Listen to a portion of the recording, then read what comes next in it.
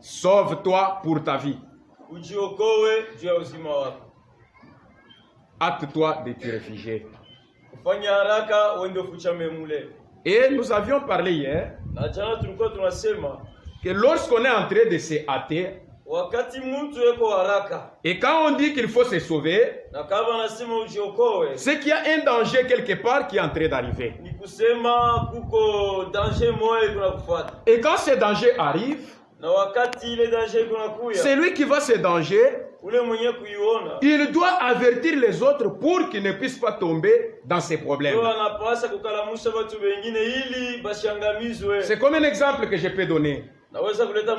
Une maman qui a un enfant. Et l'enfant qui a commencé déjà à marcher. Et vous voyez que l'enfant quitte la parcelle. Il va se retrouver sur la voie asphaltée. La voie asphaltée là-bas. Où ne veut qu'il soit en train de passer à toute vitesse. Je ne crois pas que la maman va commencer à s'amuser. Et même la façon de parler de la maman montrera que réellement il y a un danger qui guette l'enfant. Il ne peut pas dire Kasongo. Il va crier Kasongo, Toka. Quitte là-bas. Tu vas mourir. Et même quand l'enfort va attendre, il va se dire réellement il y a un problème. Si l'enfant est en train de blaguer, maman fera l'effort d'aller arracher l'enfant par force. Parce que si l'enfant traîne encore sur la route, on va finir par l'écraser. Et là tous nous serons en larmes. C'est la même chose lorsqu'on dit sauve-toi pour ta vie. La maman va arracher l'enfant pour que l'enfant puisse conserver la vie. Mais si cet enfant reste sur la route, l'enfant va finir par mourir. Alléluia. Amen. Alléluia. Amen. C'est comme ça. Lorsque nous revenons au commencement, notre Dieu, il s'appelait Elohim. Et en tant qu'Elohim, il existait par lui-même. Toutes les attributs étaient en lui. Et quand Dieu a vu qu'il fallait qu'il puisse être un père, c'est-à-dire qu'il puisse vivre en famille, c'est-à-dire il devient un Dieu amateur. Il a quitté l'éternité et il est venu au commencement. Et au commencement, Dieu a pris le corps parole. Et on a appelé parole Logos. Et avec cette parole, Dieu a commencé à créer. Il a dit que les cieux soient et les cieux fit. Que la terre soit et la terre fit. Amen. Et quand Dieu a créé toutes choses, il a fait le chef-d'œuvre. C'était dans Genèse 1. Dieu a créé l'homme. Quand il a créé l'homme, cet homme était double nature. Il était homme et il était en même temps femme. Tous ces esprits demeuraient dans l'homme. Quand Dieu a fait cela, il avait créé l'homme à sa ressemblance. Parce que si vous lisez dans Jean 24, Jean 4, la Bible dit ceci: Dieu est esprit. Et tous ceux qui l'adorent doivent l'adorer en esprit et en vérité. Alléluia. Alors quand Dieu a créé l'homme, il a regardé dans Genèse 2, il a vu qu'il n'y avait pas d'homme pour cultiver la terre. Et pourtant l'homme était déjà créé. Maintenant Dieu a pris l'homme, il l'a fait sortir de ses corps spirituels. Et il l'a fait descendre un peu plus bas dans un corps de chair. Il a formé la terre. Il a placé l'homme dans ses corps. Et l'homme était là. Après Dieu a mené toute la créature devant l'homme. Pour voir comment est-ce que l'homme allait commencer à appeler toutes ces créatures. Il a regardé. Il a regardé. Il a dit ça sera appelé lion. Et sa femelle sera appelée lion. Il a regardé. Il a vu l'antilope. Et il a commencé à donner des noms. Les noms que nous sommes en train d'appeler aujourd'hui, ce n'est pas Dieu qui a donné des noms à la nature.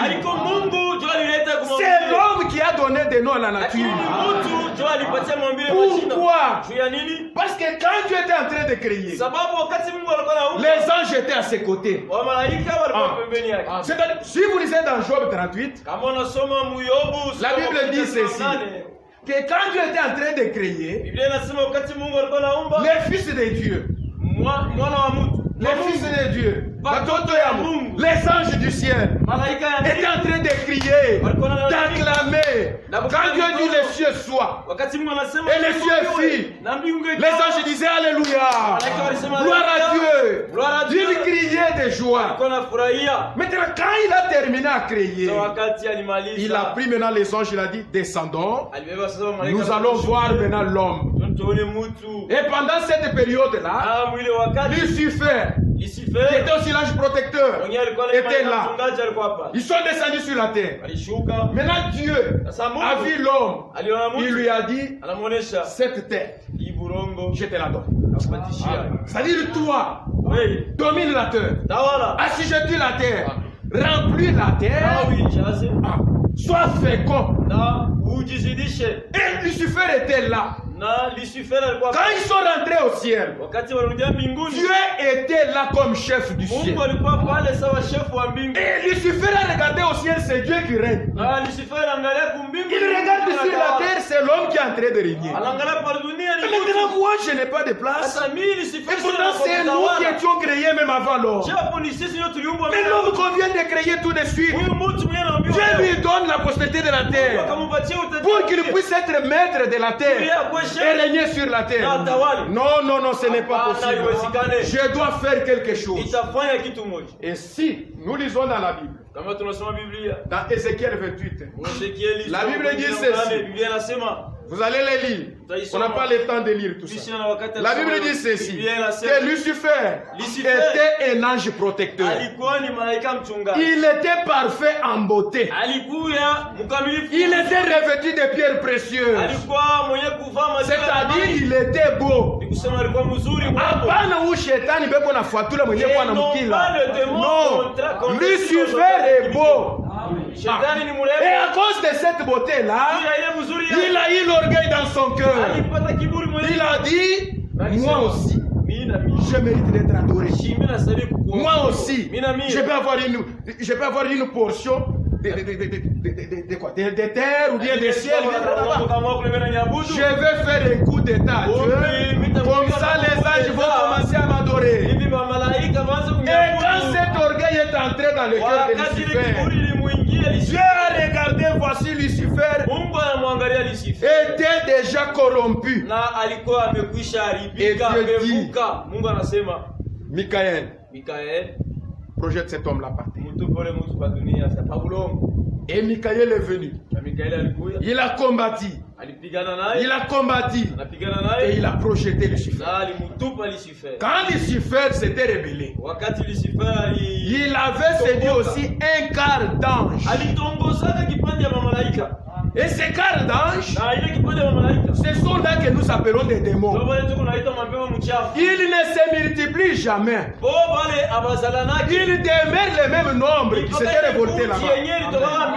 C'est aux hommes que Dieu a dit, soyez féconds, multipliez-vous. Mais ces démons-là, ils ne se multiplient pas. Ils gardent le même nombre.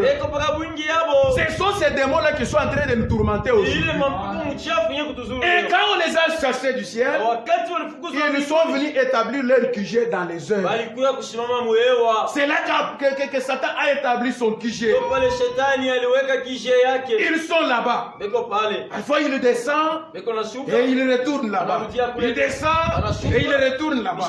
Et il a ces anges-là à son service qui sont en train de lui dire des choses. Maintenant, quand il a vu qu'il a échoué au ciel, il a regardé que sur la terre, l'homme était là-bas, maître de la terre. Mais qu'est-ce que je peux faire pour que je puisse dominer aussi quelque part? Il a utilisé la ruse. Et il est descendu en Éden. Parce que quand Dieu avait créé l'homme, il avait créé aussi un jardin. Et il a placé à l'Orient. Et ce jardin, nous l'appelons jardin d'Éden. Et l'homme était dans ce jardin-là. Quand Dieu avait créé l'homme, l'homme avait regardé. Il a vu que toutes les créatures là étaient toujours mâles et femelles. Les animaux étaient toujours mâles et femelles. Mais quand il a regardé, il était seul. Et pourtant, l'esprit femelle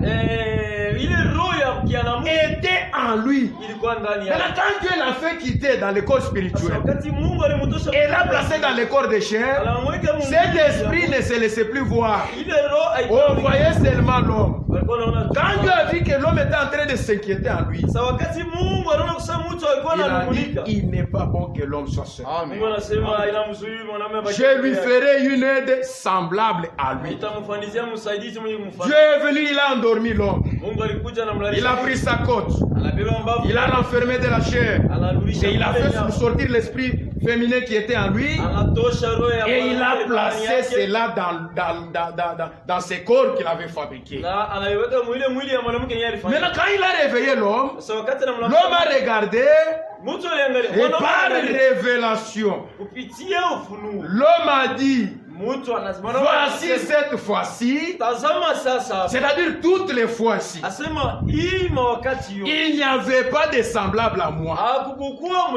Mais pour cette fois-ci, voici l'os de mes os et chair de ma chair, et sera appelée femme. Parce qu'elle a été tirée de moi. Et tous ceux qui vivaient dans le jardin, ils étaient dans la joie. Ils étaient dans la paix pendant qu'ils étaient ensemble. Maintenant Lucifer est descendu. Il les a vus qu'ils étaient chaque jour ensemble. Dada, vous savez une chose. Chaque fois que vous êtes à côté de votre mari, Satan n'aura pas le pouvoir de venir vous parler. Il profite de vous semer des choses. C'est quand vous vous séparez un peu de votre mari et vous restez éloigné de votre mari, là Satan vient commencer à vous dire des choses. Je n'écoute pas, je le suis. Continuez. Là, Satan commence maintenant à venir et vous dire des choses. Maintenant, même si vous êtes seul, en train d'aller quelque part, vous voyez un homme vous dire Dada Shima Mambele. Si vous entendez quelqu'un vous dire ma soeur n'était pas un peu, je vais un peu parler avec moi. Non, ne prêtez pas cet homme-là, si vous l'écoutez, c'est une sémence. Il va s'aimer et vous serez dans votre maison. Vous êtes en train de penser toujours à cet homme-là. Cet homme-là a le même esprit de Satan. Dans le jardin d'Éden, Satan est allé. Il a regardé, lui était un corps spirituel. Mais il a regardé l'homme. L'homme était devenu un corps de chair. C'est dans ce corps de chair que l'homme pouvait se multiplier. Mais lui, Satan, en tant qu'esprit, il ne pouvait jamais se reproduire. Qu'est-ce que je peux faire? Il est entré dans le serpent. Car le serpent ancien avait une profonde ressemblance à l'homme. Il était presque identique à l'homme. Il parlait, il marchait, il faisait faisait tout comme alikuwa l'homme. anafanya yote sawa. Et même quand les gens de science Na hata kama watu wa elimu essayent d'étudier pour comprendre, biko najifunza juu ya selon kuelewa l'évolution de la kufuatana na création, maendeleo. quand ils arrivent au chimpanzé Wakati wanafika et à l'homme, na mtu ils trouvent qu'il y a un chaînon manquant. wanaona kusema katikati ya magari Et na ce mtu chaînon manquant qu'ils sont en train de chercher, ile kitu inakosa c'est le serpent qui était dans le jardin ni d'Éden. ule nyoka mwenye alikuwa C'était la créature qui était la plus évoluée. jo alikuwa maumbi kiungu kia karibu na mtu Et le serpent est allé vers la femme d'Adam. na nyoka alienda kwa mke wa Adamu. Et il a commencé à semer les doutes dans le cœur. Anaanza kuweka shaka ndani ya Eva. Est-ce que Dieu a-t-il dit réellement? Eti Mungu alisema kweli kweli? Quand on a dit Osema, Mungu alisema. Si tu sais que Dieu a déjà dit quelque chose pour pourquoi toi, commencer à me dire est-ce que Dieu a dit Dieu ya réellement? nini utakuwa na uliza? C'est-à-dire tu connais que Dieu a dit cela. Wewe unayosema Mungu Quand vous alisema. entendez quelqu'un vous parler comme Kama ça, unasikia mtu kwa c'est que kuuliza vile, derrière ce langage kusema là, kumkonga ya ile l'esprit qui est là-bas n'est pas correct. Amen. roho mwenye kwako ni roho Sema mbaya. tu waji mambo ile Mais unafanya. dis clairement. Unaanza mambo ya Tu commences à parler qu'est-ce qu'il y a? avec des détours. Il y a un esprit de serpent. Uko na roho wa nyoka. Mais quand il a parlé à la femme, Sasa wakati c'est que Dieu alizungumza na a nyoka, réellement dit vous ne mangerez pas des arbres de la Mungu forêt. alisema mtakula tunda yote miti ya shamba.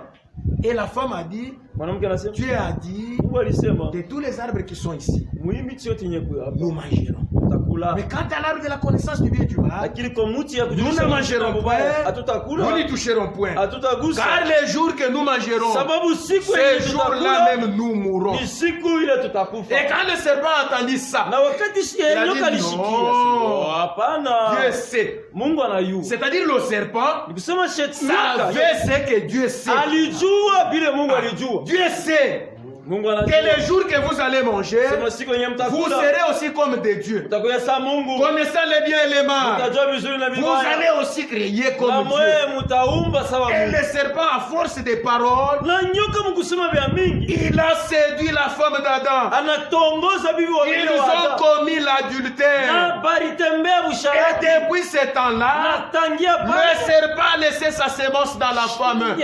nyoka aliacha mbeko yake Il ndani ya a introduit même les plaisirs sexuels. Na aliingisha hata Si vous kupatana voyez mwili. tous les animaux, Wanyama wote quand ils veulent faire cela, wakati c'est wanataka pour kupatana la mwili, procréation. ni juma salani. Ils ne le font pas tout le temps. Amevifanyake Mais fanyake. quand le serpent introduit ça, Lakini wakati shetani aliingisha aujourd'hui, leo ce plaisir-là demeure. ile Et mapenzi les gens ya aiment mwili le faire iko chaque mpaka. fois. Na watu wanaipenda Il a sana. déposé sa sémence. Ni nyoka aliweka mbeko yake. Là, Frère Branham nous dit Ndugu Branham anasema que le serpent était avec Ève. kusema nyoka alikuwa na Hawa, C'était dans les avant-midi. ilikuwa asubuhi Maintenant, vers midi ou quelque chose comme ça. na midi au magharibi, vitu ya vile, Et Adam est venu. na Adamu alikuya. Quand Adam est venu, Adamu anakuya, la femme lui mwanamke a dit que voilà ce que le serpent m'a dit. anasema angalia vile nyoka En tout cas, alinionyesha. c'est beau. Ni mzuri. C'est fruit que Dieu nous a interdit. Hii tunda Je l'ai goûté, il est vraiment alléchant. ninaipima iko butamu Adam sana. savait que ma femme est déjà perdue. Adamu alijua kusema bibi yangu asha kuanguka. Mais je ne peux pas la laisser. Lakini Parce que c'est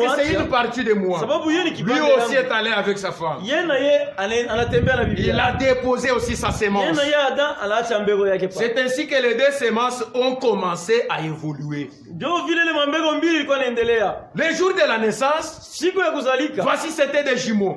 ilikuwa kulizalika wa Il y avait la sémence de serpent ulikuwa kizazi mbego ya nyoka et la sémence de Dieu par Adam. na mbego ya Mungu kupitia Adamu. Alléluia. Amen. Maintenant, ces deux semences ont commencé à évoluer. Sasa ile mambego mbili ilikuwa nakomea.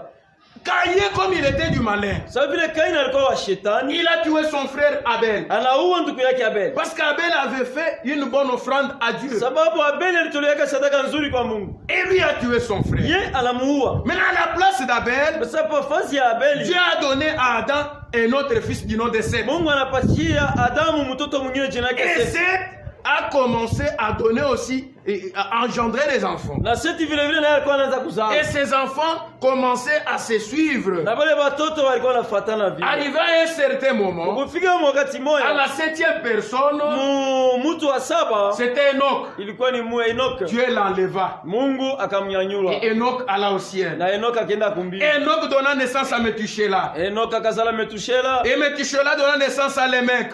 Metushela akazala Lemeka. Et Lémec donna naissance à Noé. Na Lemeka akazala akazala Noa. Maintenant du côté de Caïn aussi. Sasa ngambo ya Kaini. Il avait pris sa sœur. Kaina na yeye aliendaka kuoa. Ils sont allés habiter la terre de Nod. Balenda kuile mji wanaita Nod. Quand ils sont restés là-bas, Wakati wanabakia kule, Caïn a commencé à avoir aussi une progéniture. Kaina yeye na mloko yake balizala. Et ses enfants étaient en train de se multiplier. Na wale watoto yake balanza kuzalana na wao. C'est ce que nous avons lu dans Genèse 6. Ndio ilisomewa Mwanzo sura 6. La Bible dit, Biblia inasema quand les hommes ils commençaient à se multiplier sur la face de la wakati terre, watu walianza kujizidisha pa bulongo, c'est-à-dire la semence du serpent kusema uzao ya nyoka et la semence de Seth, na Adam, kizao ya Adamu, ils ont commencé à se multiplier. walianza kuzidisha kuzalana. Lorsqu'ils sont devenus nombreux, Wakati walikuwa mingi, les fils de Dieu, batoto ya Mungu, c'est-à-dire par Adam, kusema kupitia Adamu, ils ont regardé, waliangalia voici les filles des hommes étaient devenues belles. batoto ya bantu walikuwa bazuri, Ils commencèrent à en prendre pour ndio femmes. wanaanza tu kujibebea hapo sababu Les filles des hommes qu'on est en train de parler hapa ici, mabinti ya bantu weko nasemea hapa, Aïna Bantu,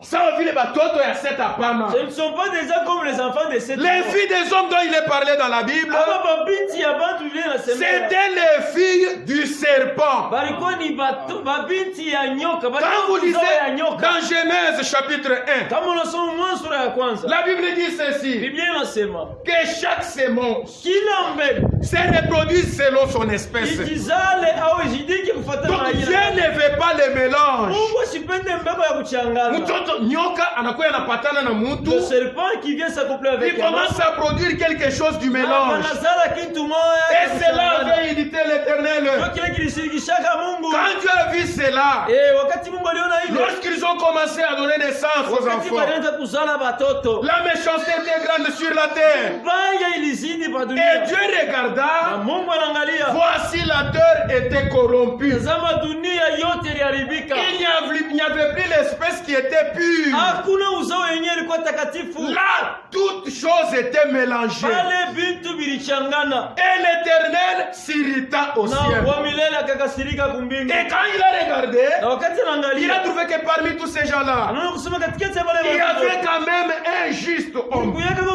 mtu mmoja mwenye yake, C'est lui qui avait conservé la lignée pure. mwenye alichungaka kwa uzao Et safi. son nom c'était Noé. Na ule mtu alikuwa Noa. Et Dieu appela Noé. Mungu anamuita Et c'est Noa. alors qu'il a commencé avec lui. Ndio sasa Noa, Mungu anaanza na Noa. Mes frères, Ndugu bandugu, mes sœurs, badada. notre Dieu ne supporte pas les mariages mixtes. Mungu wetu asisuportake Dieu kuchanga ne mundoa. fait pas cela. Mungu asipende. Parce que lorsque les enfants d'Israël avaient commencé les mariages mixtes, Sababu wakati ile watoto wa Israeli wanaanza kuona na bapagano, l'Éternel Dieu s'était irrité. wa milele Mungu alikasirikaka. Parce que les filles des hommes Sababu babinti ya batu avaient apporté d'autres dieux à l'Israël. balitaka kuabudu kwa miungu ingine mu Israeli. Et les enfants d'Israël ont commencé à adorer d'autres dieux. Na batoto wa Israeli wanaanza kuabudu miungu ingine. Et Dieu s'était irrité. Na Mungu alishirika. Il avait frappé les enfants Na d'Israël. alibapikaka batoto wa C'est Israeli. pourquoi dans Deutéronome, Ndio sababu Mungu Deutéronome chapitre 7,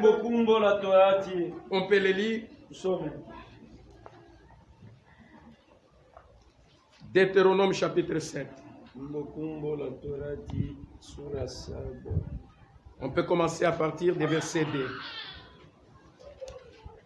Lorsque l'Éternel ton Dieu,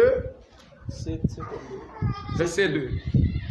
Lorsque l'Éternel ton Dieu Wakati wa milele Mungu wako te les aura livrés et que tu les auras abattus, wakati wa milele Mungu wako atabaweka mikononi mwako na wakisha wewe kubapiga, tu les dévoueras par interdit. utabaribisha, Tu ne traiteras point d'alliance avec elles. hautafanya agano na ile mataifa, Tu ne leur feras point grâce. hautabarumia, Tu ne contracteras point les mariages avec ces peuples. weye hautaoana na bantu ya ile kabila, Tu ne donneras point tes filles à leurs fils. hautaowesha batoto yako kwa batoto yabo, Et tu ne prendras point leurs filles pour tes fils. hautaowea batoto yako babinti yabo, Car ils détourneront de moi sababu bakioana vile tes fils batatosha batoto yako wanaume qui serviront d'autres dieux. na batenda kutumikia miungu ingine.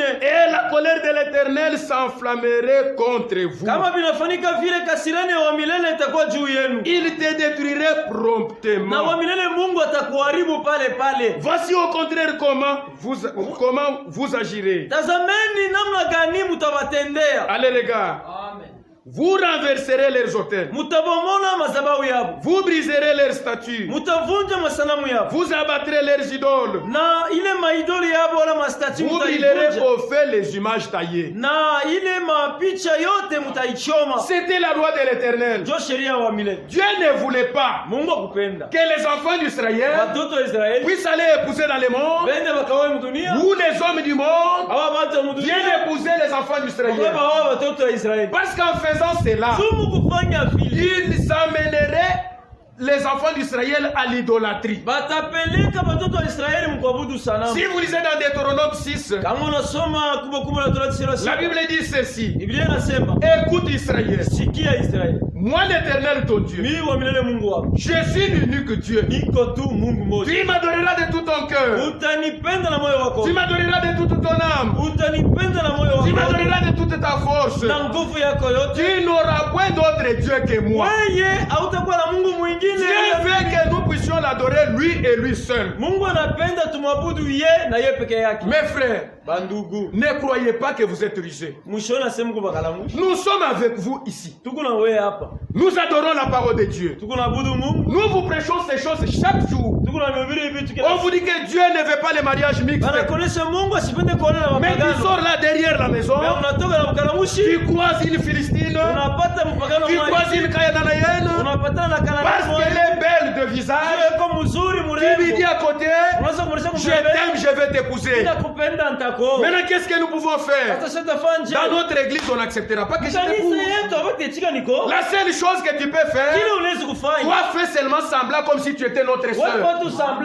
Viens adorer avec nous. Lorsqu'on va prêcher la parole, ton problème ce n'est pas de croire. Mais quand on va appeler à l'autel, qui donne leur vie au Seigneur Jésus, toi lève seulement la main. Nous allons te prendre. Nous allons te plonger dans les eaux.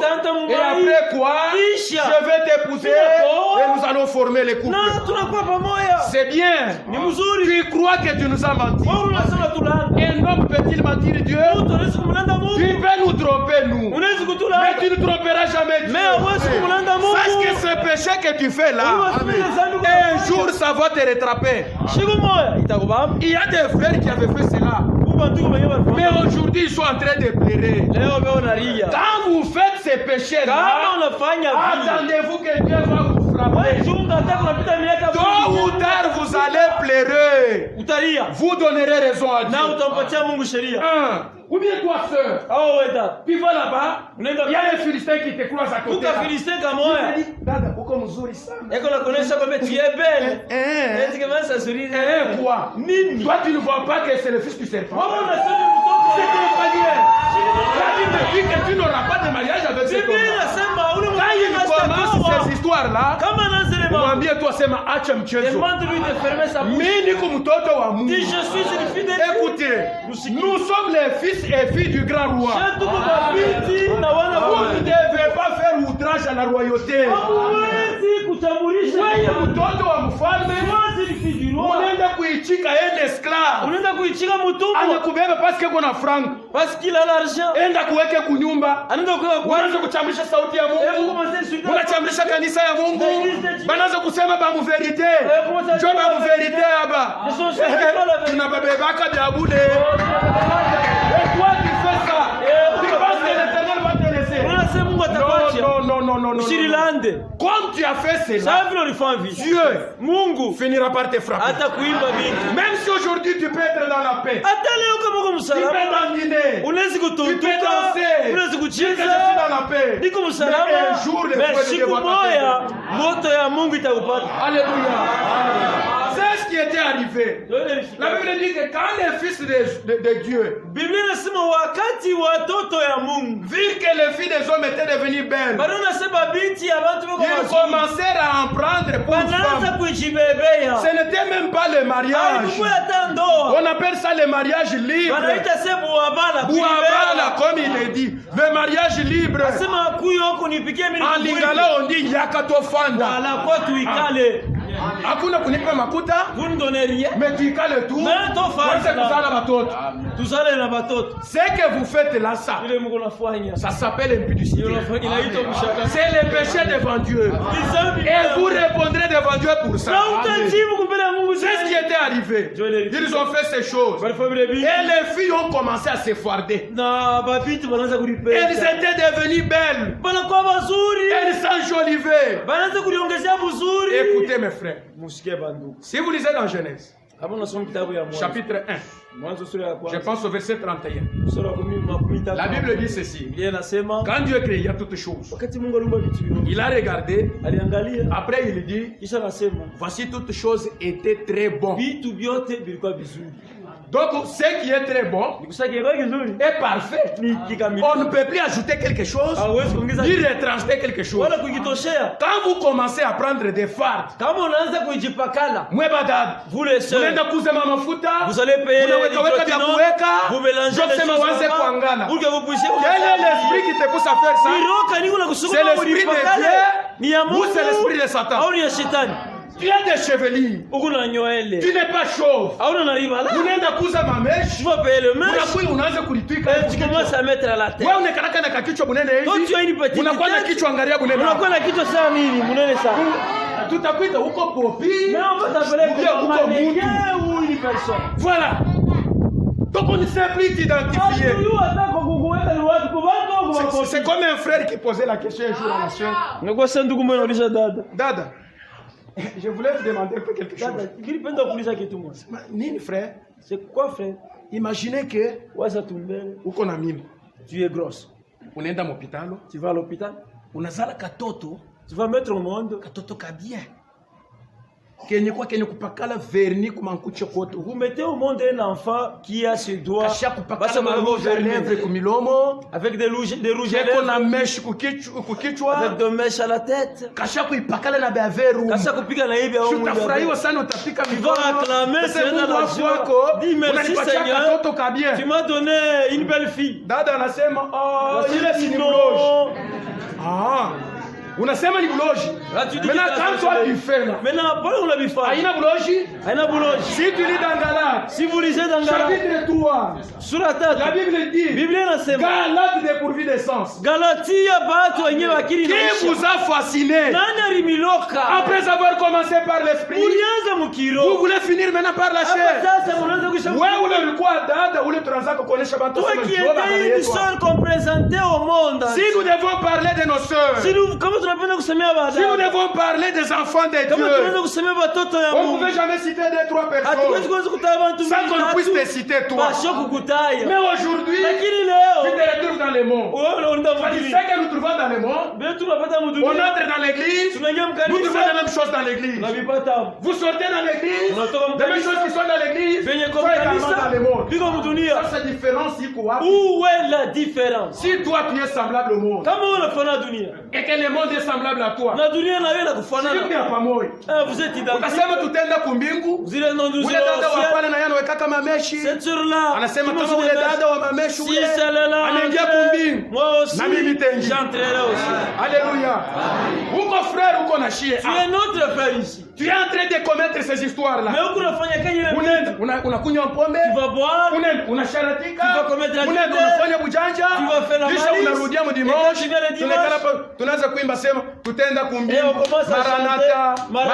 Maranatha. Jésus vient bientôt. Yesu kunakuya hapa sasa.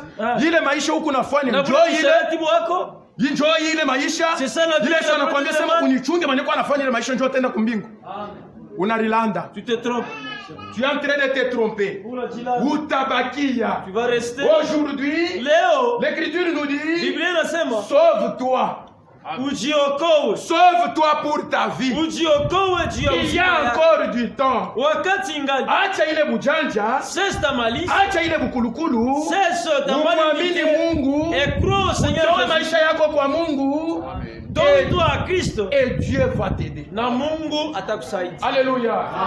C'est ce qui est arrivé dans ces temps-là. Jo ile ilifika mwili. Les hommes étaient corrompus. Watu waliharibu. La méchanceté des hommes était grande sur la terre. Baya Et iliongezeka. quand Dieu a regardé ça, Na wakati Mungu il a dit que mon esprit ne restera plus dans l'homme. anasema roho yangu haitabakia tena ndani Mais yangu. qu'est-ce que je vais faire? Lakini nitafanya nini? Comme les hommes sont devenus corrompus, Sasa vile bantu banana je vais exterminer nitabaua. toute chair sur la terre. Nitaua batu bote. Mais avant d'exterminer toute chair, Lakini mbele ya kubaua. il faut que je puisse d'abord avertir à mon juste Noé. Kwanza nitamkalamusha mwenye haki Noe. Et Dieu a appelé Noé. Mungu aliita Noe. Noé viens. Noe kuya. Voici, Tazama. la fin de toutes choses est arrêtée devant moi. Mwisho wa kila kitu inafika. Je vais exterminer toute chair sur la terre. Nitaua kila kitu bado. Mais avant de le faire, Lakini mbele ya comme je t'ai trouvé juste, sasa vile uko mwenye haki. fais-toi l'arche de bois de gopher. Ujifanizie safina ya mti ya gofer. Pour que quand je vais détruire la terre par la pluie, Ili wakati nitaharibu dunia kupitia que mvua. toi tu sois sauvé. Wewe upate kuokolewa. Et en ce temps-là, Na mwile wakati Noé qui était injuste de Dieu, Noa mwenyewe alikuwa mwenye il haki. a commencé à construire l'arche. Alianza kujenga safina. Il allait il couper les bois de gopher. Alienda kata miti ya Il gofer. venait, il était en train de construire l'arche. Anakuya eko najenga Quand safina. il parlait aux gens, Wakati alikuwa anaonesha il watu. paraissait plaisanter.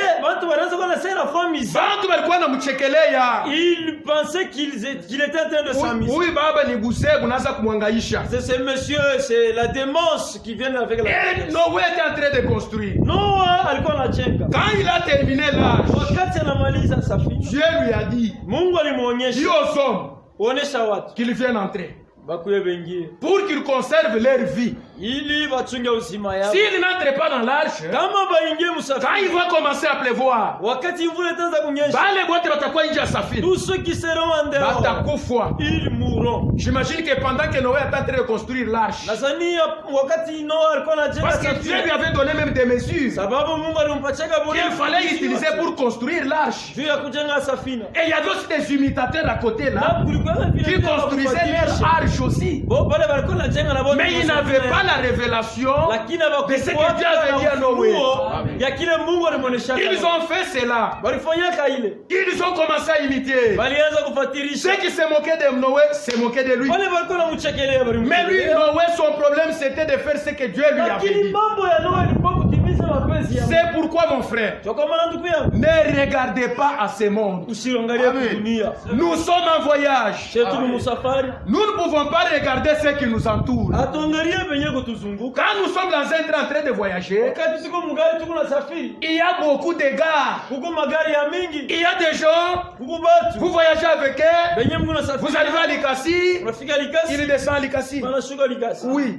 Il y a les autres, vous avancez, Bengine vous arrivez à Kamina, il descend à Kamina. Wanashuka Kamina. Mais si l'autre est en train d'aller jusqu'à Ilebo, Kama tena kunaenda pa kuilebo. ce n'est pas tout le monde qui va arriver à Ilebo. Haina batu bote watafika kuilebo. Si vous regardez quand nous avons commencé à croire, Kama unaangalia wakati mliamini. nous étions nombreux. Tulikuwa batu ya mingi. Mais aujourd'hui, Lakini leo le nombre que nous avions commencé, wingi yenyewe ce tulianza. n'est plus le même nombre que nous sommes Haina aujourd'hui. mwingi tuko leo. Regardez la stature de l'homme parfait. Angalieni kimo ya mtu mkamilifu. Au fur et à mesure que nous sommes en train d'avancer, Wakati tuko naenda na kuendelea. pour atteindre la pierre de fête, Bila kupatana na ile jiwe ya aussi il est fedha. en train de se rétrécir. Na duara iko naenda na Si vous punguka. voyez un homme qui marchait avec nous, Kama unaona mtu mweko anatembea pamoja il nasi. commence à s'enivrer. Anaanza kulewa pombe. Il commence à commettre l'adultère. Anaanza kufanya busharati. Il commence à voler. Anaanza kuiba. Il commence à porter des pantalons ici en Anaanza dessous des kupiga fesses. matai basi. C'est un signe pour toi Ile ni alama qui te montre ya que kukuonesha Jésus vient bientôt. sema Yesu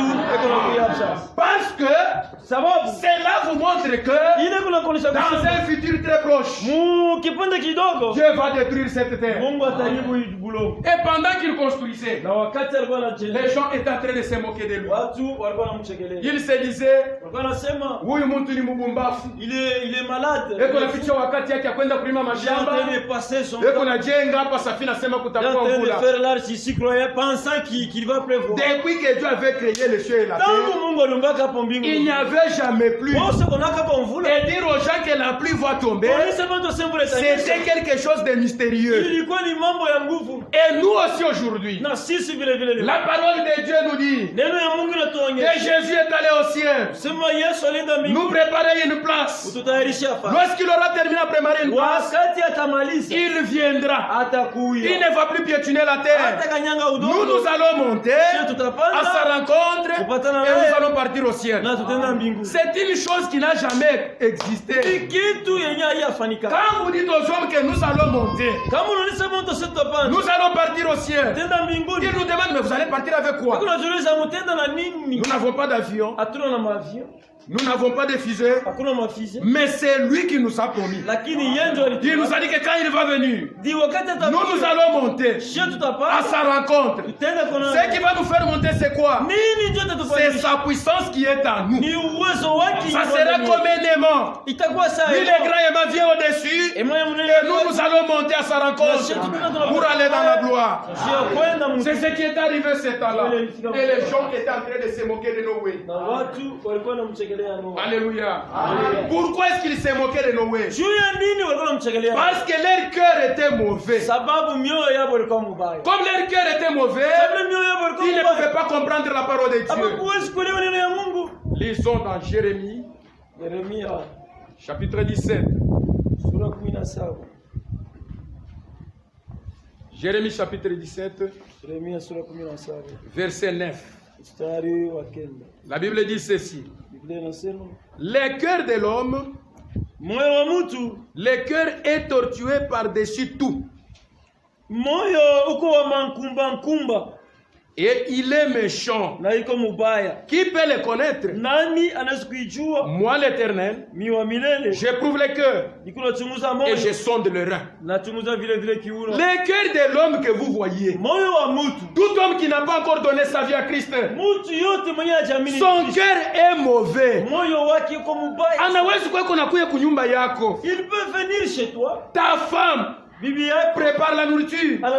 Il donne à cet homme. Tu dis à ta femme chérie, va lui payer le sucre. Le même homme, quand vous allez quitter la maison, il tourne derrière toi, il vient dire à ta femme, tu vois moi, je vais te faire les choses que ton mari n'a jamais fait.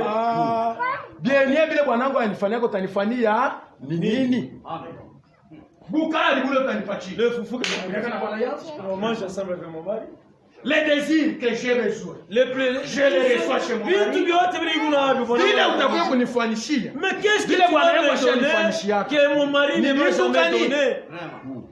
Parce que son cœur est mauvais. Mais le jour où la parole de Dieu entre en lui, c'est le jour où cet homme maintenant va changer. Il devient une nouvelle créature.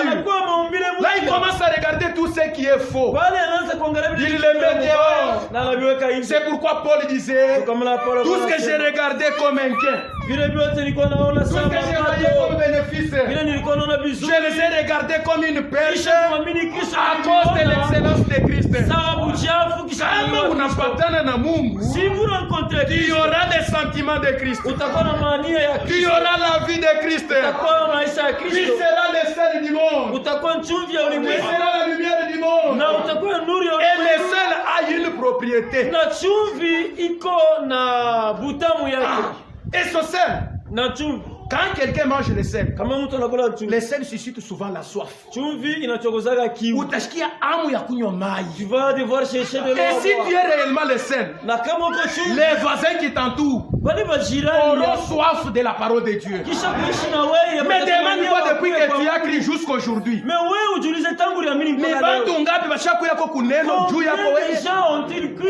si jusqu'aujourd'hui, tu ne peux pas amener les gens à venir écouter la parole de Dieu. C'est-à-dire ta vie n'est pas bonne. Arrange ta vie en tant que seul. Quand les gens vont goûter à ta vie, ils auront soif de la parole de Dieu. Et aussi les seuls a une propriété telle que si vous prenez les seuls, vous mettez dans une nourriture, vous mettez là où il y a la viande, les seuls arrêtent la pourriture.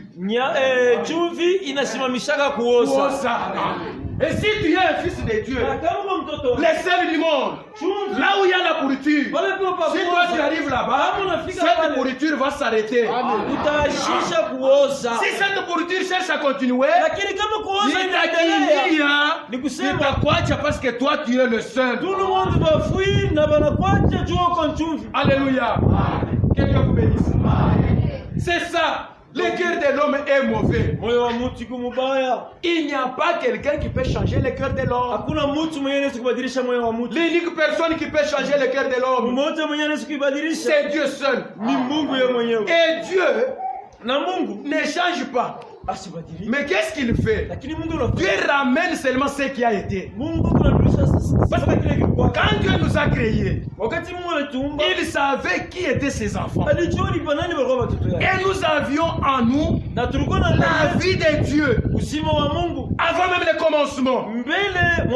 Dans l'éternité. Lorsqu'il était encore Elohim, nous étions en lui. Mais à cause de la chute de l'homme, nous avons perdu cela. C'est ainsi que notre Dieu devait venir pour nous ramener à ça. Sauf si toi tu n'étais pas en Dieu, même si tu es en train de venir chaque jour ici, tu viens nous accompagner.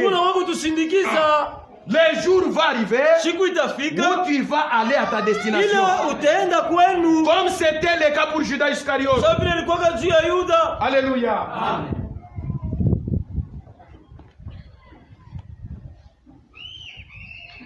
Deutéronome chapitre 30. Bukumbo la Torati sura makumi tatu.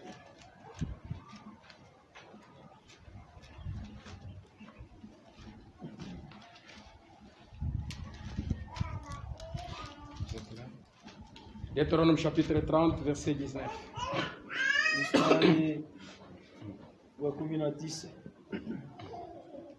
J'en prends aujourd'hui à témoin contre vous. Continuez. Les cieux et la terre. J'ai mis devant toi la vie et la mort,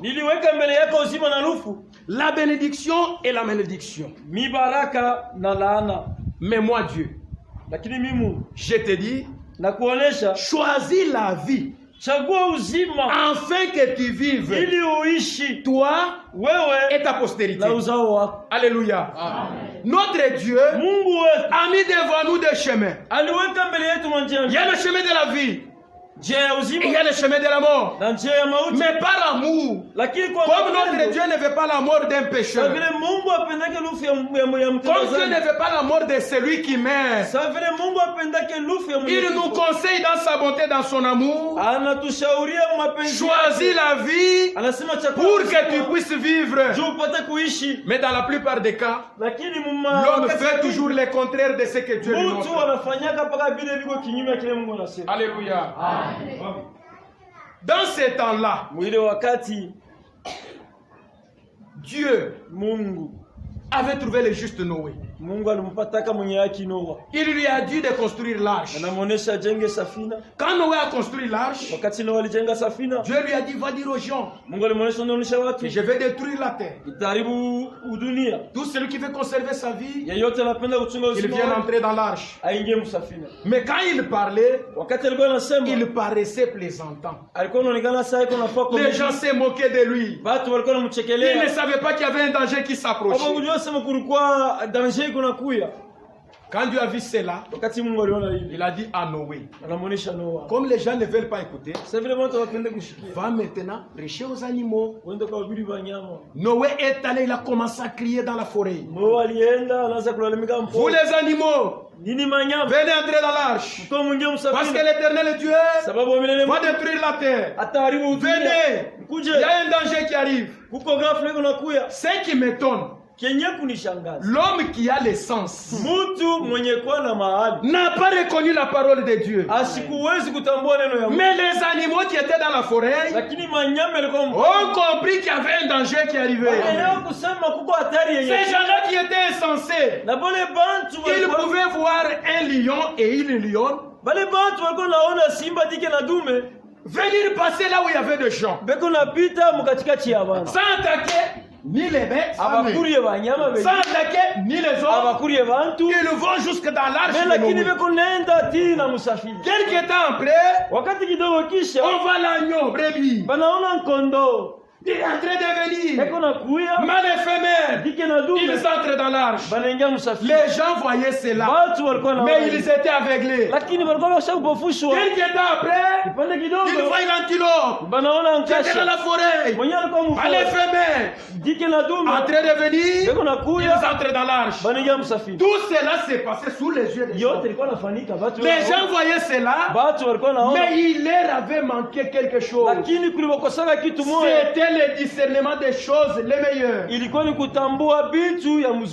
voyaient, mais ils ne comprenaient pas. Les animaux sont entrés dans l'arche. Et quand ils sont entrés dans l'arche, Dieu a laissé encore la porte ouverte pendant 7 jours.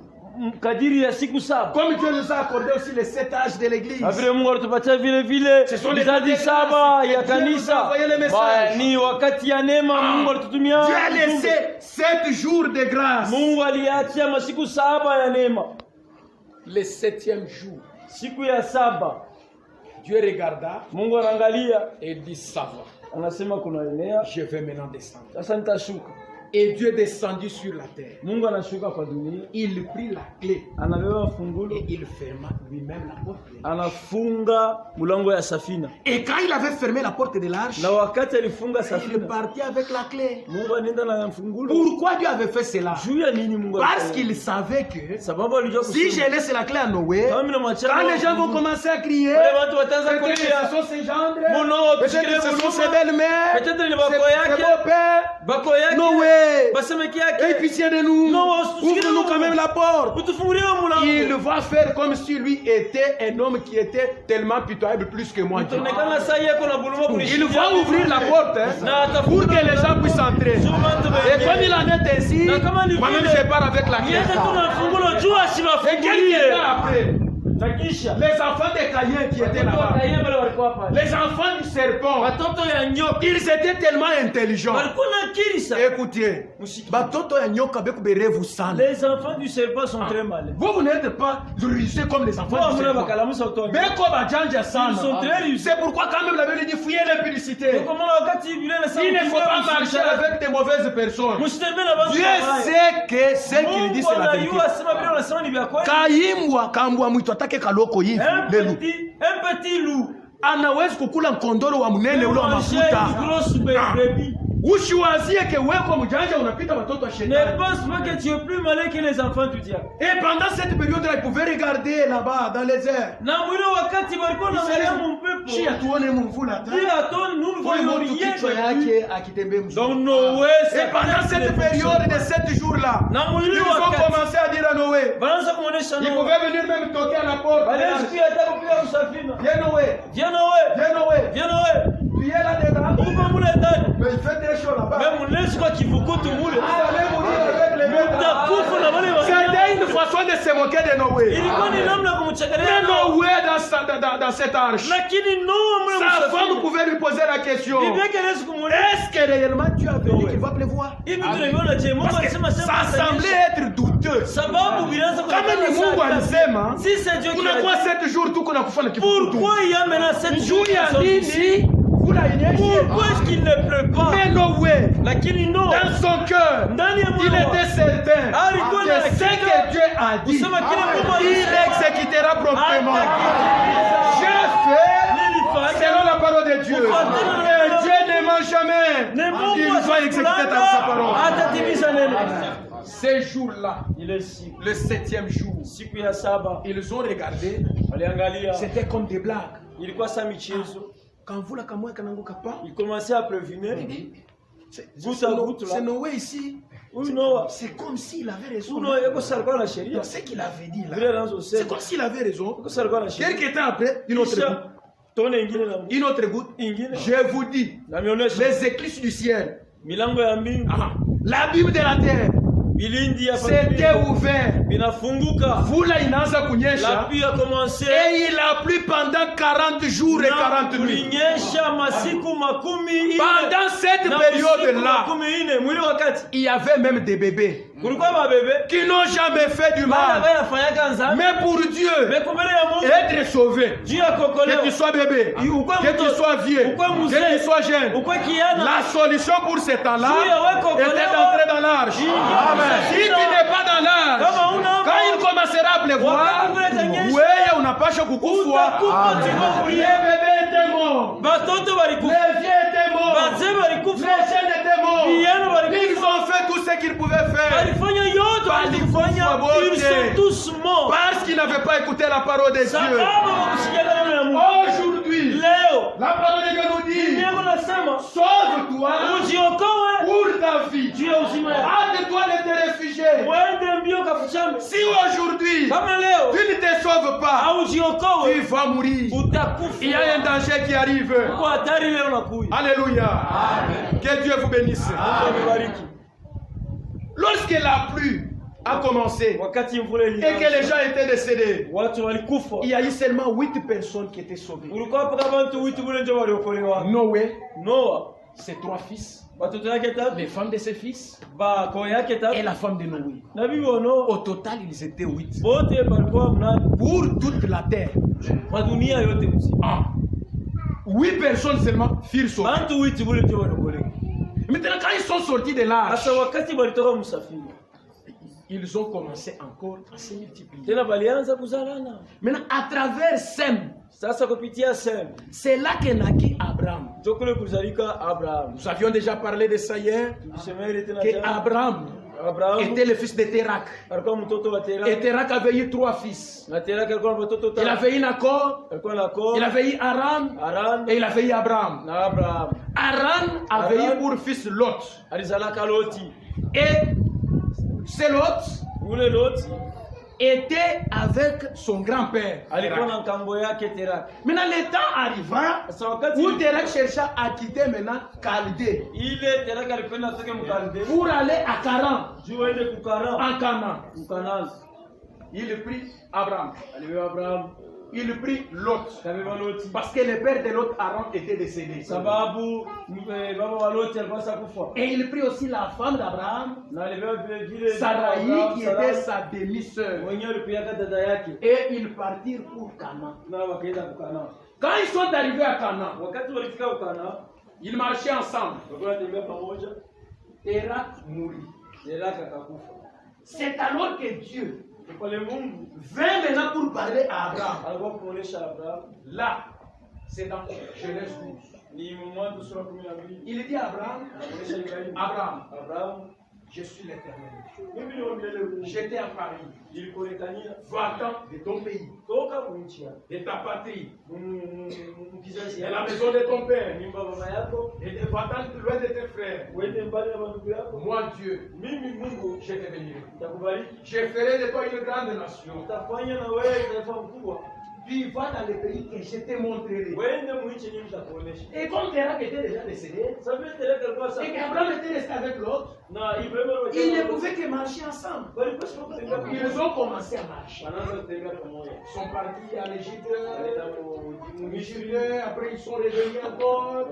Abraham a eu beaucoup de troupeaux, de menhirs, de gros bétail. L'autre aussi a eu des menhirs, de gros bétail. Ils avaient des bergers qui gardaient les troupeaux.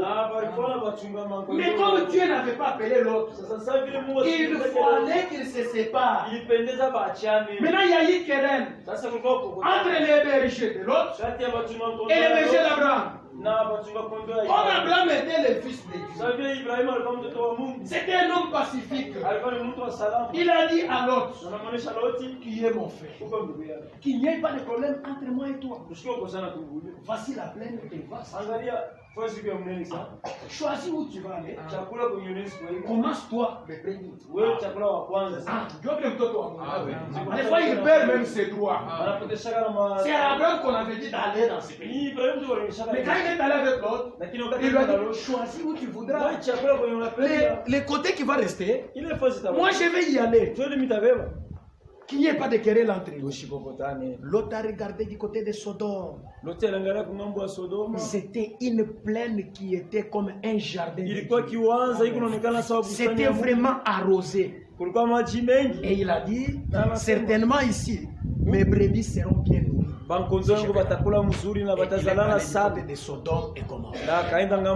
Et Abraham, lui, vint se placer sous les chaînes de Mamré. Et il resta là-bas. Dans Genèse 18, lorsqu'Abraham était assis à la porte de sa maison, il a vu 3 hommes en train de venir. Quand Abraham a regardé, il a reconnu que parmi ces 3 hommes, il y avait le Seigneur. C'est lui qui lui était apparu et c'est lui qui lui avait parlé. Il est allé vite devant lui. Il a dit, Seigneur, ne passe pas devant. C'est pour cela que tu es venu ici. Je vais laver tes pieds, je vais te préparer à manger. Et après quoi, tu vas continuer. Et Dieu a dit, fais ce que tu veux. Qu'est-ce que Dieu avait fait? Il avait formé un corps. Il a placé un ange. Il forme un autre corps. Il place un autre ange. Il forme un 3e corps. Il entre lui-même dans ce corps. C'est comme ça qu'ils étaient allés chez Abraham. Maintenant, quand ils sont arrivés chez Abraham, Abraham les a nourris. Il avait tué les veaux. Nous sommes en train de faire la course au temps. Il a tué les veaux. Il leur a donné le lait. Ils ont mangé. Ils ont bu. Et ils étaient dans la joie. Et Dieu a regardé. Il a dit, cacherai-je à mon serviteur Abraham ce que je vais faire? Abraham sera certainement une grande nation. Il lui a dit, Abraham, dans la même période, je viendrai. Et quand je reviendrai, ta femme Sarah sera enceinte. Elle enfantera un fils. Et Sarah était là dans la cuisine derrière. Et Dieu était assis, tournant les dos à la tente où était assis. Sarah ne savait pas qui était là-bas. Elle a commencé à rire dans son cœur. Elle a dit, Bantu bengine, unakuna majiba, unakula nyama, shwende tu kimya. Mimi shakuzeka. Je suis déjà vieille. Mishina tena tana nguvu yenye ya nikuzana. Est-ce qu'il peut naître d'une femme vieille et un enfant? Shwende tu kimya, hapana kukreye mambo. Tu es déjà rassasié. Mais Dieu, là où il était, il a vu ce qui était dans le cœur de Sarah. Et Dieu a dit à Abraham, Abraham, pourquoi ta femme Sarah a ri? Sasa wewe unafanyaka je?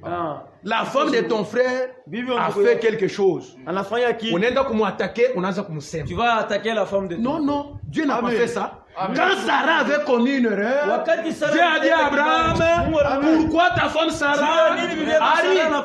Il fallait qu'Abraham donne des réponses. Quand la femme de ton frère commet quelque chose, ne va pas te tirer. Parle à son mari, c'est lui son chef. Que son mari il parlait à sa femme. Si tu fais cela, tu n'as pas l'esprit de Dieu. Dieu n'avait jamais fait cela. Et Sarah a dit non, je n'ai pas ri. Dieu a dit tu as ri pourtant. Mais remarquez, avant la naissance d'Isaac, avant la destruction de Sodome et Gomorrhe, Dieu a fait des choses. Il a rajeuni le corps d'Abraham. Alirudisha mwili ya Abraham kubuyana. Alirudisha mwili ya Abraham kubuyana. Et sa femme aussi, Dieu les avait rajeunis. Wote wawili Mungu aliwarudisha kubuyana. La deuxième des choses, kitu ya pili, qu'est-ce que Dieu a fait? Mungu alifanya nini? Il a manifesté les signes messianiques.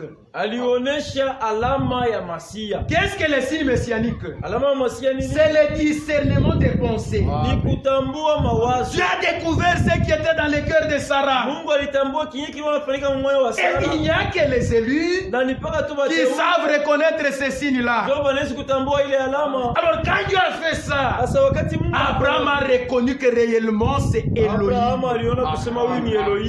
Il a découvert cela. Dieu a fait cette chose-là.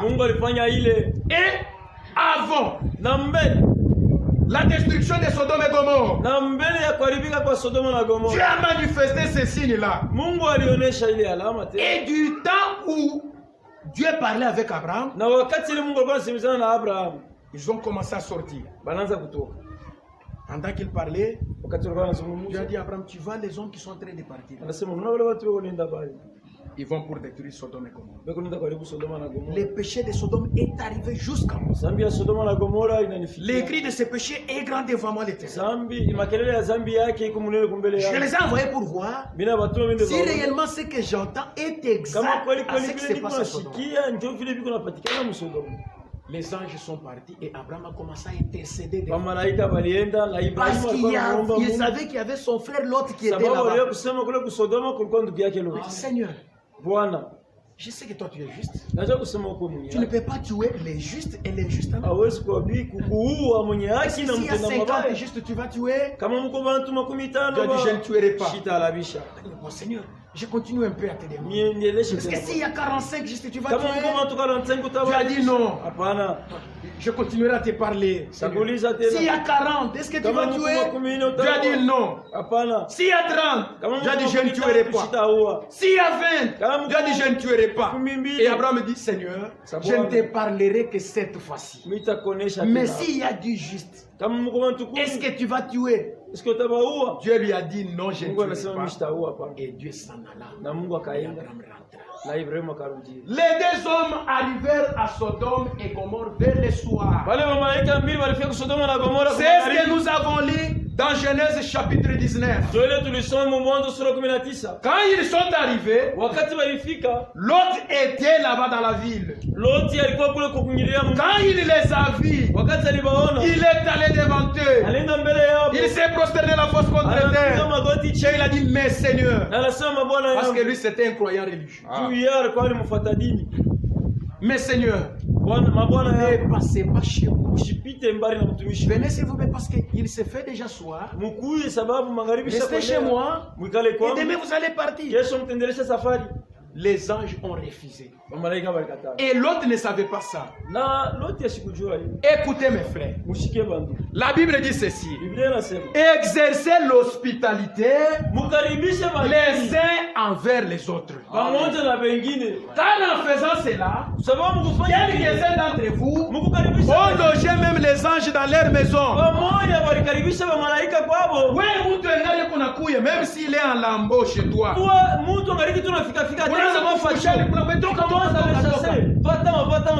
Tu ne sais pas qui est celui qui s'approche de toi. Peut-être qu'il t'apporte la bénédiction. Reçois d'abord la personne. Entends ce que la personne veut dire. L'autre avait reçu ses anges. Il ne savait même pas que c'était les anges. Mais à cause de l'hospitalité, la vie de l'autre fille sauvée. Alléluia. Amen. Mais une boule de foufou que vous allez donner à un homme, qu'est-ce que ça va faire? C'est comme un jour un frère était parti chez notre frère. Il arrive là-bas. Dis bonjour frère. La soeur était en train de préparer les foufous là déjà. Maintenant, quand la soeur a entendu qu'il y avait le frère là qui arrivait, il voulait faire descendre l'eau pour changer cette eau que ça devienne comme si c'était une eau qu'on allait laver. Maintenant le frère est entré. Pourquoi tu as fait descendre la cachette? Mon frère est venu. Mais prépare le foufou. Comme ça, on va manger avec lui. La sœur lui dit, mais... Dada anasema, on va préparer le foufou. Mais il n'y a pas de condiments. Prépare seulement avec ça. Moi j'ai honte, je ne peux pas préparer avec ça, non, non. Il est sorti. Anatoka Il a dit, frère, Dougou, anamwonyesha hivyo kwa frère, asseyez-vous, on va manger les foufous, on prépare les foufous. Et là, la sœur dans son cœur, elle était continuellement tourmentée. Comment il dit ça? Pourquoi est-ce qu'elle est kusema vile? À cause de la honte. Juu ya haya. La sœur a préparé les Dada anapiga bukari. Avec les petits condiments. Na ile mboka kidogo. Quand elle veut sortir avec, wakati anaanza kutoka nayo, le frère dit, Dougou anasema, Dougou, mon frère, et là où je viens, kule mimi natokea, j'avais déjà mangé. Nilikuwa nimeshakulia deja. Je suis déjà rassasié. Mungu anibariki sana. Que Dieu me bénisse richement. Bukari mnampatia. À cause du foufou que vous venez de me donner. Ile bukari ingine. Alors, kuile bukari na hii makuta mimi nakuwa nayo. Je vous ajoute l'argent. Vous allez ajouter. Et maintenant, quand tu refusais de donner à ces frères, mais cet argent-là, tu allais l'avoir. Alléluia. Exercer l'hospitalité. En faisant cela, vous serez bénis. Alléluia. Les deux gens qui sont arrivés à Sodome, et l'autre était là. Il les a tellement pressés. Il les a pressés. Ils sont entrés dans sa maison. La nuit n'était pas encore arrivée au lit. Les habitants de Sodome et Gomorrhe sont venus parce que dans leur temps, ils commettaient la sodomie, l'homosexualité, des relations contre nature. Et quand ils sont arrivés, ils ont commencé à presser la maison de l'autre. L'autre ouvrait la porte. Donne-nous les deux hommes qui sont venus chez toi. Nous voulons les connaître. Tellement qu'il faisait pression. L'autre est sorti. Il a fermé la porte de derrière. Il a dit, mes frères, ne faites pas les mal. Ces gens sont venus trouver refuge chez vous. Vous ne pouvez pas leur faire du mal. J'ai des filles qui sont vierges. Si vous n'êtes pas rassasiés de ça, je vous donne mes deux filles. Vous en ferez ce que vous voulez. Mais seulement ne faites pas du mal à ces filles. Les gens ont commencé à presser l'autre. Celui-ci est venu ici comme un étranger. Il veut maintenant faire la loi. Nous allons te faire plus mal qu'ailleurs. Quitte là-bas. Nous voulons prendre ces gens. Tellement qu'ils étaient en train de presser, les deux hommes ont vu que réellement ce qu'ils voulaient voir, ils avaient déjà. L'un d'eux a fait sortir la main. Il a tenu l'autre. Il l'a ramené à l'intérieur. Après, il a fermé la porte. Il les a frappés tous d'aveuglement. C'est alors qu'il lui dit maintenant le message. Après que l'autre les ait reçus dans sa maison. Nous sommes venus de la part du Seigneur. Les péchés de ces villes crient très fort devant l'Éternel. Maintenant, qu'as-tu encore dans cette ville? Il y a des fils, filles, gendres, ou quoi encore? Prends, sors, et va-t'en. Parce que nous allons brûler la ville. Et pendant cette période-là, l'autre est sorti. Il est allé dire à ses gens, ces gendres, il paraissait plaisanter. Et le matin s'approchait. Les anges ont vu que l'autre ne prenait rien. Il était là en train de tournoyer. L'autre, nous avons dit, sors. Il y a un danger qui est en train de venir. Donc, jusqu'à ce que ils ont trouvé que non. Parce que l'Éternel voulait l'épargner. Et vous aussi ce matin, l'Éternel est en train de vous parler. Parce que Dieu vous aime. Il veut vous épargner. Il vous dit, sauve-toi pour ta vie. Hâte-toi. S'il y a quelque chose qu'il faut faire pour que tu sois dans l'assurance, le temps est encore là. kubariki iko. Aujourd'hui c'est le jour de grâce. Leo ni siku ya neema. Lorsque ce jour va passer, Wakati siku il n'y itapita, aura plus de repentance. hakutakuwa tena kutubu. Tu ne pourras plus t'approcher de Dieu. Hakutakuwa namna kumkaribia Cette Mungu. porte-là sera Ile fermée. mlango itafungwa. Et c'est alors que tu vas pleurer. Na njoo pale utalia. Les anges ont tenu l'autre par force. Bamalaika walimbeba. Ils ont tenu sa femme. Ils ont tenu ses deux filles. Ils ont commencé à sortir avec lui. Balibabulula. Quand ils sont arrivés hors de la ville, Wakati walifika nje ya ils mji, ont dit maintenant à l'autre, wanaonyesha Loti, sauve-toi ujiokoe pour ta vie. juu ya uzima yako. Hâte-toi. Chatisha yako Ne regarde pas en arrière. usiangalie kumkongo Jusqu'à ce que tu sois arrivé. mpaka pale utafika. Je suppose que Tanzania pendant qu'ils étaient en train de marcher, wakati ile walikuwa naenda, les deux filles étaient devant. babiti yake walikuwa kumbele, La fille de l'autre était au, et la femme de l'autre était au milieu. bibi wa Loti pakati, Et l'autre était derrière. Loti kumkono. Comme les boucliers. Sa mchungaji Et ils avançaient. walikuwa naenda, Pendant qu'ils avançaient, wakati walikuwa naenda, le cœur de la femme de l'autre était à moyo wa Sodome et bibi wa Gomorrhe. Loti ilikuwa ingaliki Msodoma. C'est comme toi aussi qui es avec nous ici. Iko mpaka sasa wewe uko na Ton share. cœur est encore à l'autre. Roho yako iko mpaka Et mdunia. pourtant nous qui sommes ici, Jambo sheme nyekuya hapa. il y a eu l'écriture qui s'est accomplie sur nous. Kuku andiko yenyewe litimizwa juu. C'est Ézéchiel 36, 25. Ezekiel 36:25. La Bible dit, Biblia inasema j'ôterai de vous le cœur de pierre. nitatosha moyo ya jiwe ndani yenu, Je mettrai en vous le cœur de chair. nitaweka moyo ya nyama, C'est cœur qui est sensible à ma ile parole. moyo yenye kuguswa Je na neno ferai la en Mungu. sorte que Na vous nitafanya pratiquiez mes lois Mwanamuna et mlifanye que vous masheria observiez mes yangu ordonnances. na mufuate maamri Dieu a yangu. fait cela. Mungu alifanya Dieu ile. nous a régénérés. Mungu Dieu alitujana nous a donné upya. son esprit. Mungu alitupatia Nous roho sommes yake. devenus les enfants de la maison de Tunaweza kuwa Dieu. watoto ya nyumba ya Nous Mungu. pouvons parler. Tunaweza kusema Quand les gens nous regardent, kama watu ils wanaangalia voient Dieu. wanaona Mungu.